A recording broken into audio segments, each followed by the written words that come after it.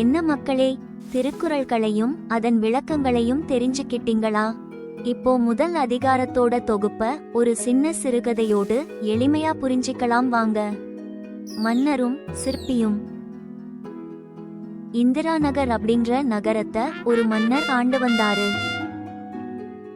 அதே ஊர்ல அருள் அப்படின்ற சிற்பியும் வாழ்ந்து வந்தான். அவன் உயிரோட்டமான சிற்பங்கள் பண்றதுல ரொம்ப வல்லவனா இருந்தான்.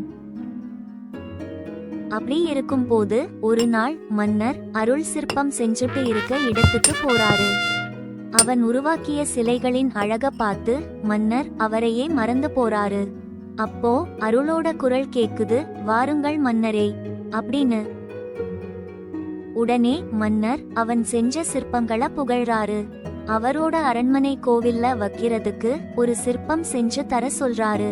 அப்படி அழகான சிற்பத்தை செஞ்சா நிறைய பொற்காசுகள் தரேன்னு சொல்லிட்டு அங்க இருந்து கிளம்புறாரு. அருள் சிலையை செய்ய ஆரம்பிக்கிறான். பல நாட்கள் ஆயிருச்சு. ரொம்ப கடுமையா உழைச்சாலும் ஒவ்வொரு தடவையும் கல் உடைஞ்சு போகுது. பாவம், அவனுக்கு என்ன செய்யறதுனே தெரியல. இப்போ அருளோட தாத்தா அந்த பக்கமா வந்துட்டு இருந்தாரு. அருள் சோகமா இருக்கத பார்த்துட்டு, என்னாச்சு உனக்கு, ஏன் இவ்வளோ சோகமா இருக்க அப்படின்னு கேக்குறாரு. அப்போ அருள் சொல்றான், நான் எவ்வளோ கவனமா செஞ்சாலும் இந்த கல் உடைஞ்சு போட்டே இருக்கு தாத்தா, நான் என்ன செய்யறது, எனக்கு ஒன்னும் புரியல. அப்போ தாத்தா கேக்குறாரு, நீ உன் வேலைய செய்ய ஆரம்பிச்சப்ப கடவுளை நினைச்சியா, அவர்கிட்ட ஆசிர்வாதம் வாங்குனியா? அத கேட்ட அருள் முழிக்கிறான். எனக்கு தான் நல்ல சிலை செய்ய தெரியுமே அப்படின்னு சொல்றான். அப்பதான் தாத்தா சொல்றாரு, அதிக திறமை இருக்கிற கைகளுக்கு கூட கடவுள் ஆசிர்வாதம் வேணும். அதனால நீ கடவுளை வேண்டிட்டு சிலைய செய்ய ஆரம்பி. அருளும் சரி தாத்தான்னு சொல்லிட்டு அவனுக்கு பிடிச்ச கடவுளை வேண்டிட்டு சிலைய செய்ய ஆரம்பிக்கிறான்.